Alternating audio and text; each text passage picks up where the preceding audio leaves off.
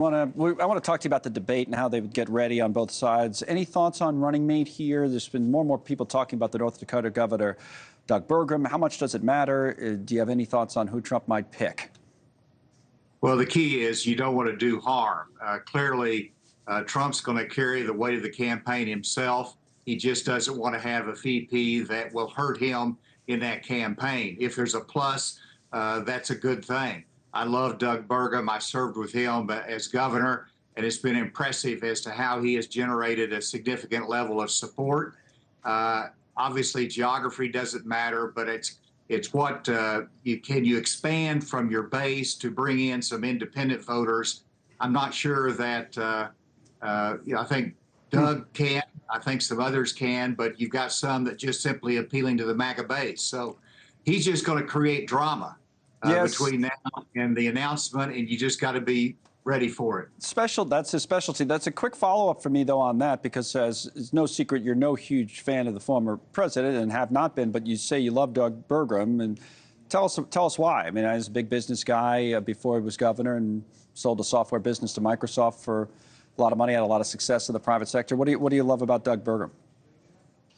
Well, he, first of all, is a successful business person, as you pointed out, but he's also very clear in what his priorities were, which was energy security. And that is a big issue for the next administration, to make sure in this hot weather we can produce the energy that we need. He's led on that issue.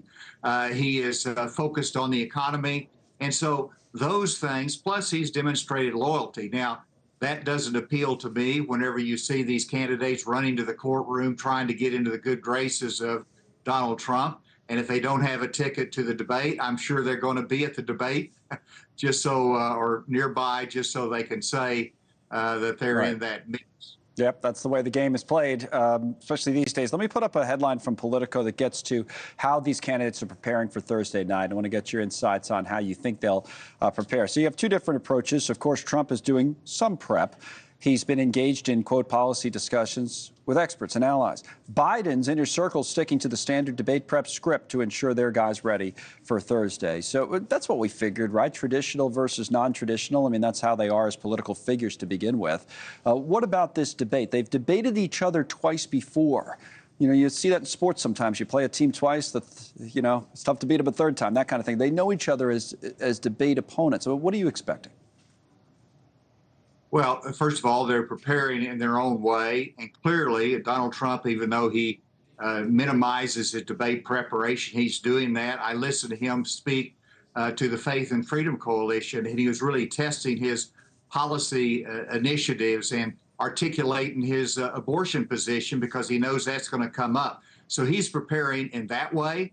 The challenge for President Biden is he doesn't know who's going to show up. Right. Is the mean Donald Trump going to show up, or somebody that's going to show more class and more outreach and more policy discussions?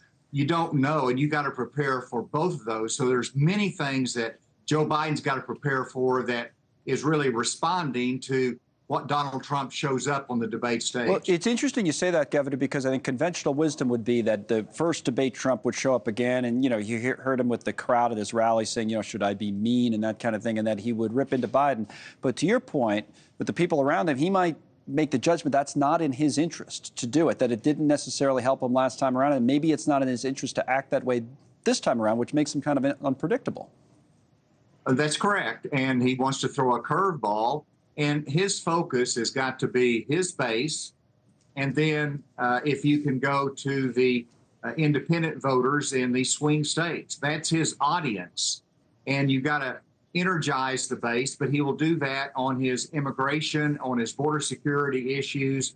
But I think that you will see a softer, gentler Donald Trump, at least during parts of this. And I think you'll see less confrontation, just because he knows that'll be the curveball that won't be expected.